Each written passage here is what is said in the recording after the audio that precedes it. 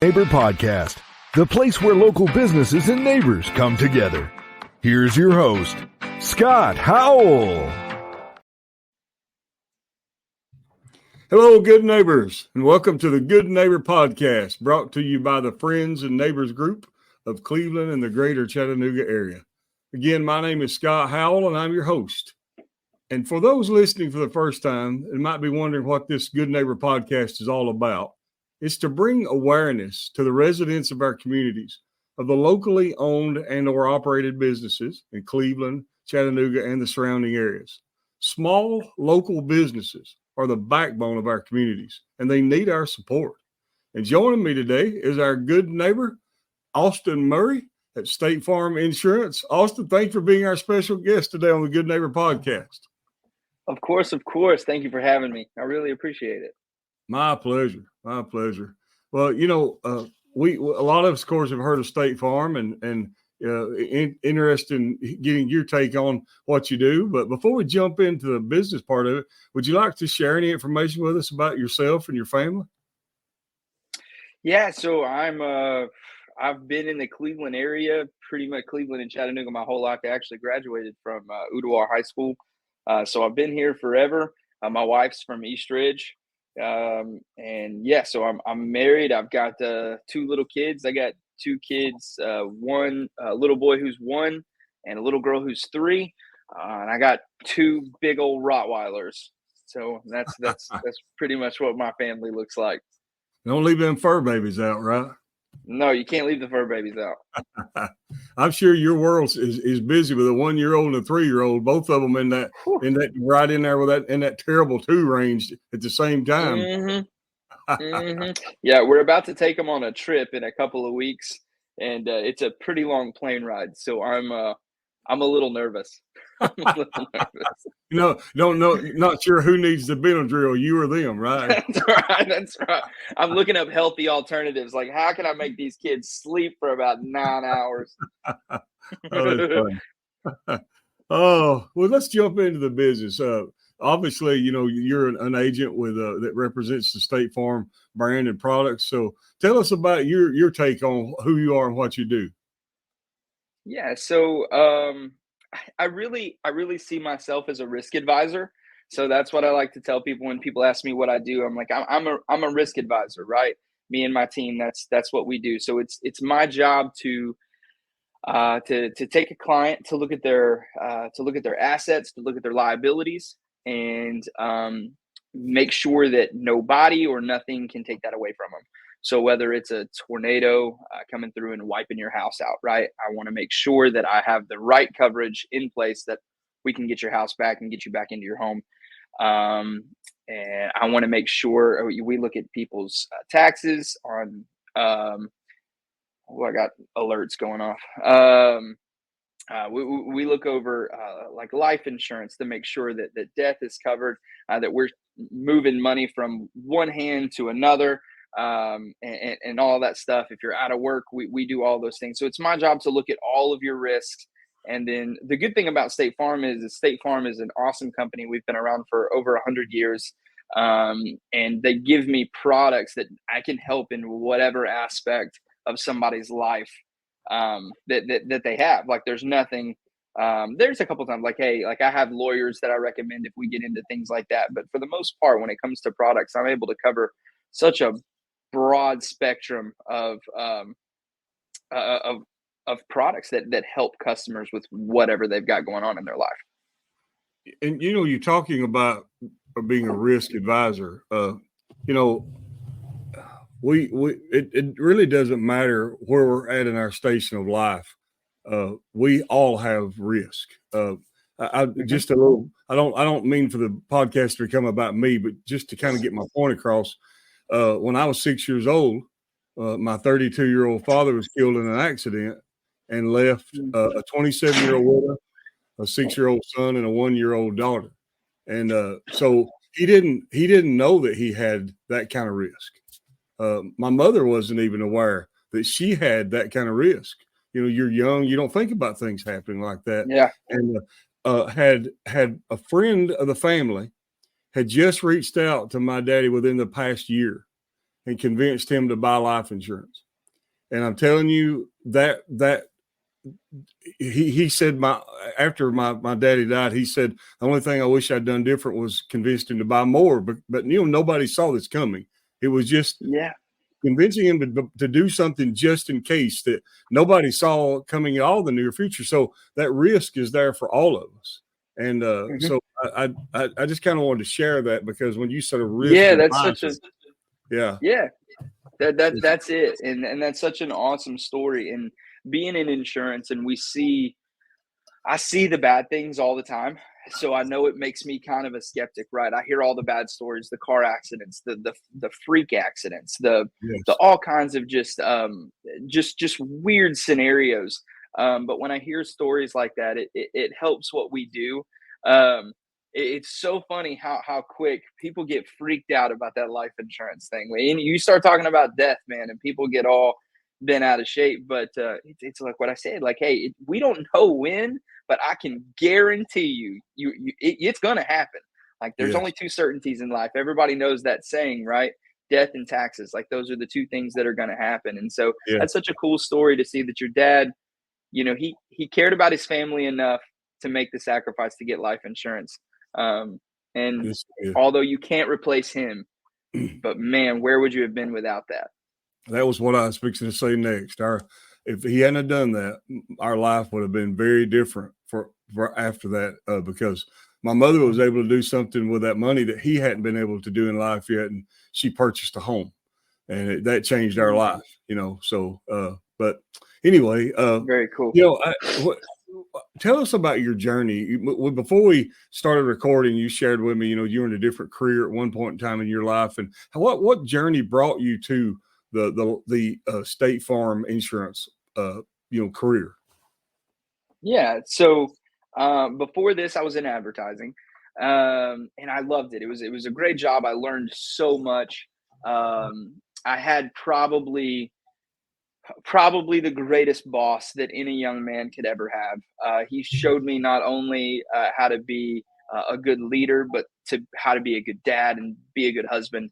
And it was such an awesome part of my life. But when I was doing advertising, so I was kind of limited on what I could sell. So I only really had one product. And the reason that I started looking outside of advertising, I met with this older couple, and they owned a business, and I won't say their name, but they owned a business, and I went to them, and I sat down, and I pretty much gave my pitch through everything. And at this time, I was dating a girl who I wanted to propose to. She is now my wife. I was trying to make as much money as I could to be able to afford a ring and all of these good things. And as I met with this couple, I kind of went through the analysis of their business. And truthfully, looking back now, and I probably could have made that call back then, but I knew as I went through it that the product that I really offered wasn't what they needed. But I was stuck, right? So I was a young guy trying to impress a girl, trying to get a ring, all of those things. So I ended up convincing them to give me their money and to trust me, and that I was going to help grow their business. And again, when I left there that day with a sale, I was happy, but I had a lot of pressure. I was like, I'm going to do everything in my power to make this advertising campaign work. And I went back to the office. I worked on it tirelessly. I mean, I almost forgot all of my other clients just to help this older couple, because I think even in my heart, I knew this was going to be a long shot, and they gave me a lot of money. And I worked for probably 2 months on this account, and it did not work. There was nothing. They didn't know new business, no nothing. And it was at that point in time to where I was kind of stuck. I had this moral dilemma, and knowing that there's nothing that I could have done I can't do anything to make somebody else call your business to buy a product. There was nothing I could do, and that really affected me. And fast forward a couple of months after that, I really started looking for new jobs. My dad's a contractor, and he got hired to build out a State Farm agent's office. And people always said too, they were like, "You're going to take over your dad's business." And I've never been shy to admit I don't really like to sweat all that much. So I like the air conditioning. So I like fans and stuff like that. I don't need to be on a job site all the time. But as he was building out this State Farm agent's office, this guy was looking for somebody, and my dad said, "Hey, you should just talk to him just to see if this is something you might be interested in." And I was like, "Insurance? Are you kidding me?" But anyways, I sat down with this guy, and the one thing that he said that stuck with me forever was, there is not a product that we offer that can hurt somebody. That we don't offer a bad product, right? So what'd you do? Did you convince somebody to get life insurance to protect their family? Like, how are you going to be able to sleep at night? Of course I can. Like there's nothing, there's not a product that I offer that can put somebody in a bad spot. Everything I've got is here to help. And I have a huge arsenal of products that I can do. And at that, it's still today, but especially at that point in time, still thinking about that older couple, I was like, this is it. Like I can do this. And then it was like, okay, well, how fast can I own my own spot? And he told me, and I was like, all right, well then everybody get out of my way. So like, I'm going to see how fast I can do this thing. And the good Lord blessed me. And, a couple of years later, I was able to come here to Cleveland. So, and open up my own place. Very nice. That's very nice. When you talk about, doing things to help people, and I know when in my career, I worked with a lot of companies, a lot of businesses, and that's one thing I tell them when it comes to their advertising: know your target market, know who it is that you're reaching, and do things that reach that market. If you're paying for it, do things that reach that market. It's kind of like shooting a shotgun or shooting a rifle. But anyway, moving back to you again, that's a very interesting journey. And when you said that about your dad saying, talk to him, and your response was, insurance? Are you kidding? A lot of people have those myths and misconceptions about talking to an insurance agent. Oh my goodness, I'm going to be pressured to do something. Tell us about your side of the story to help dispel some of those myths and misconceptions that people have. Yeah. So the biggest myth I feel like I see on a day-to-day basis is people think that I can push a magic button to make that rate go down. They all think that I've got a magic rate button. That's probably the biggest myth that I get. And I can tell you, if I had a magic rate button, I would have pushed it a long time ago, because I believe that I pay more in insurance than 99% of people that are in my own book of business. Like, I would have pushed that button a long time ago. There's nothing I can do to make that thing go down. So truthfully, the biggest myth, right, is that people are always, they're looking for the cheapest rate, right? That's what everybody is. We're in a society now where you can go online, it takes you 2 seconds, right? And you always pick the cheapest price. And kind of our line, right? So when I hire somebody new and I tell them this is kind of our line in our office, I'm not here to take 15 minutes to save you 15%, right? That's not what I'm doing, right? My office and the team that I train, we take a little bit longer than 15 minutes. I want to know who you are as a person, what you do for a living, what your family looks like. How can I protect you as holistically as possible for the least amount of money? That's what I'm looking at, right? So cheap rates are only good. I'm shocked at how many people come in here with only $25,000 in liability protection, and they live in a $500,000 home. I'm like, oh my gosh, you're just leaving yourself so exposed. And again, being in insurance, I'm the one that I see all the attorney letters, right? So every time somebody gets served and they show up, like, I see all the letters. I see how many times it happens on a day-to-day basis, and how many houses people lose to lawsuits, right? Like you're losing them to lawsuits, and just take a little bit more time with your insurance. It's really not that big of a deal. We're not here to hurt you. There's nothing I can do that puts you in a bad spot. Like there's nothing I can do. So that's it. Just don't if you're not licensed in insurance, yeah, you can go online and do it. But I recommend, it might not be with me, right? I'm not for everybody. I understand. But I encourage everybody to just talk to an insurance professional before doing it online and just looking at that price tag. And, you pick Absolutely. $25 instead of $32 for 10 times more coverage for $7 Absolutely. more a month. Yeah. So, And I think a lot of us don't realize, I walked into a very expensive car dealership recently and was talking to one of the business professionals there. But while I was waiting on him, I looked at some of the price tags. I don't think many people today realize how many $100,000 and $150,000 automobiles there are on the road. And like you said, if you only have that minimum liability insurance and you hit one of them, guess what? you're on the hook for the balance. So yeah, absolutely, I'll back you up on that one for sure. yeah, it's insane. The other thing is I always ask people, I'm like, how many new Chevy trucks did you pass? And again, we're in Cleveland, right? We're still a little rural town. Yeah, Like, how many Chevy trucks did you pass on your way to work this morning? Do you know how much a new Chevy truck costs? Like, that's like, dude, I mean, you're at $60,000-$70,000 for yeah, just the trucks that are going by. yeah. And you're sitting here with $25,000 or $15,000 in coverage. That's crazy. Yes, it is. Um, Yeah, yeah. Well, I tell you, moving outside of the business a little bit, you mentioned that you have a wife and your two young children and the two fur babies, and so tell me, when you're not working at State Farm, what are y'all doing for fun? we try to go on as many trips as we can, even if it's just little weekend getaways. I love taking the kids and putting them in all different kinds of environments. So I enjoy that. But you can't tell from the hair gel.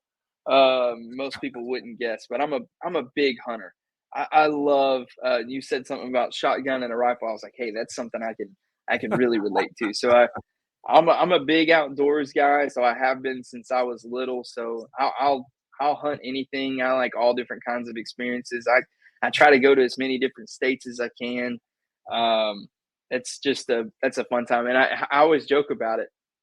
I talk to 100 people a day, and because people ask me, they're like, "Why do you like hunting?" I'm like, "Well, I enjoy everything about it, but I talk to 100 people a day. It's so nice to go for like 5 hours sometimes and not hear another person just for like 5 hours, Yeah, And so that's really what oh, I like to do absolutely. for fun. But getting just a little bit more personal, Austin. Have you had any challenges or hardships in your personal life that now that you look back and you've rose above it, that you feel like you're stronger or better for it? Yeah, so there's one, and which is actually funny. When I woke up this morning, my wife said something to me. So I opened this office April 1st, 2019. So almost 5 years ago. Um, and we leveraged pretty much everything in our life. I think at the time that I opened these doors, I had about $800 to my name. I had spent everything I could to get this thing up and rolling. You put your name on the building, and everybody comes to you wanting you to donate to little league teams. But I was looking for a handout, man. I was like, I have no money. Like, I can't. I got nothing. We ate peanut butter and jelly and ramen noodles for probably the first 2 years of me being here. Um, but so I opened up April 1st, 2019, and I had a whole bunch of people who had never been in insurance before. They had just gotten their insurance license. I was trying to train them, trying to teach them State Farm systems. And exactly 5 years ago today, April 3rd, I got a phone call from my wife at like 11 o'clock in the morning. And we had our first miscarriage. And again, brand new business owner. I have this team that's dependent on me. Somehow I got to figure out how to pay them. And my wife was just broken at home. Yeah. And we ended up having, that was before we had any kids, of course. And we had 3 miscarriages the first year that I was hoping. And we had some fertility issues. And so we had leveraged everything in our lives to start this business. And there was so much stuff going on at home. I always tell people, and of course it was nothing like a relationship issue, but people always say the first year of marriage is the hardest, and it was not for us. That was 100% the hardest year for us, just trying to navigate through that time. And me asking, the Lord kind of gave me this opportunity and gave me a team to lead, and me asking why over and over and over again. Like, I just don't understand this. Like, how could you let, and there's a lot of people who don't like me, right? So I understand that I rubbed some people the wrong way, but there's not one soul who has ever met my wife that doesn't think she's the greatest thing in the world. She's genuinely the sweetest human being to ever live. And I remember just being like, Lord, how could you do this to her? And so us getting through that was able to really, there's not a whole lot of things that blindside me anymore. So that's helped me in this, because there's definitely some wild punches that are thrown and things like that. But those phone calls from my wife, those first couple of years being in business with the stress of everything else and trying to take care of her, that was a tough one. But hey, it's cool to be on this side now and look at my two beautiful kids and just be so thankful. Absolutely. Yeah. I'm very familiar with the story that you're talking about in my youth and my marriage as well. So I'm very familiar with that. And it is a very hard time. So thankfully now you've got those two babies that are with you, and you got some waiting on you over in heaven when you get over there. That's right. That's a wonderful, wonderful testimony. Moving back to the business just a moment, there's obviously a lot of State Farm agents out there, and they all represent the same products and everything. So what, if there's one thing that you would shout from the rooftop about Austin Murray and doing business with you, and you would love for all our listeners to know one thing, and you could, like I said, shout it from the rooftops, what would it be? That we're fun, man. We are fun. So I know that's a crazy thing to say, but there's this same thing, right? When my dad was like, hey, go talk to this insurance agent. I'm like, insurance? There's a reason that everybody thinks that. So just in general, it's not the most glamorous profession in the world. It's not. So I always say my number one job for my employees and my team is it's my job to bring the fun. So we have tons of fun. We do, like, again, I've been very blessed to be one of the most successful State Farm agents in the state and in little old Cleveland, Tennessee, which I'm super grateful for. But people, I get calls sometimes and they'll be like, hey, can I send my team down to your office and can we just see what you guys are doing? And I always get nervous, because I'm like, if you come to, like, we're throwing darts in the back, or we're playing these stupid made up games that we've had. We're filming TikTok videos and whatever. And people are like, what are you guys doing? How are you doing what you're doing? And I'm like, I don't know, man. I don't know. I really don't know. So I hate when somebody asks me specific questions, but my team is truly great. They love what they do, and they love helping people. And I think that's what's important in this business, that we genuinely care. But if you ever walk into my office and you see something that looks, or if we just look like nobody's working, we weren't working. Like, nobody was working. If you walk in and think, I don't think they're doing anything, we weren't doing anything. But hey, we've hit every goal under the sun. I'm taking them next week. We're taking a whole day off work, and we're going to Topgolf and going to do all that, because they killed the first quarter. So everybody, I mean, we love what we do, but we have fun when we do it. So that's what I'd like everybody to know. Great. Well, I tell you what, I'm sure a lot of our listeners, probably especially in the Cleveland area, would like to know more about you and your agency. So whether online or offline, share with them all the different ways that they can reach out to you and check you out and everything. Yeah. So you can go to my website. It's the www.austinmurraysf, just like statefarm.com. So that's all insurance stuff. You don't need to see all of that good stuff. But follow us on Facebook. So Austin Murray State Farm. We post a lot of videos there. You can follow us on TikTok. My TikTok handle is Don't Worry, Call Murray. And we post usually a video a day. We do some polls sometimes. We do brackets for all different kinds of categories where we argue with each other and put it on there. Like some of those have almost turned into fights. I've had to pull employees apart, but we have a good time. So go check us out on Facebook. That's probably the biggest way. You can send me a personal Facebook request, and I'll accept it more often than not. But just go check us out there, and you can see kind of the fun that we have, and it's a lot of fun. Absolutely. And if you don't mind sharing with us your phone number and address for the people that might need to know that. Yeah. So my phone number for the office is 423-476-2296. My office is located on Keith Street. It's right between Walter's Car Wash and Pearl Vision. So most people who are in Cleveland, those are kind of landmarks. They stick out. I'm literally sandwiched right in between them, right on Keith Street. And you can stop in anytime. I'd be more than happy to see everybody and get to shake your hand and all that good stuff. Well, probably half of Cleveland been in that car wash at one point in time or another. So no joke. They are packed constantly. Yeah. I used to. So when I first got here, I don't mean to take any more of your time, but this is funny. No. So when I first opened here, I was like, hey, every new customer who comes with me, what I'm going to do is when they come in to meet with us, right?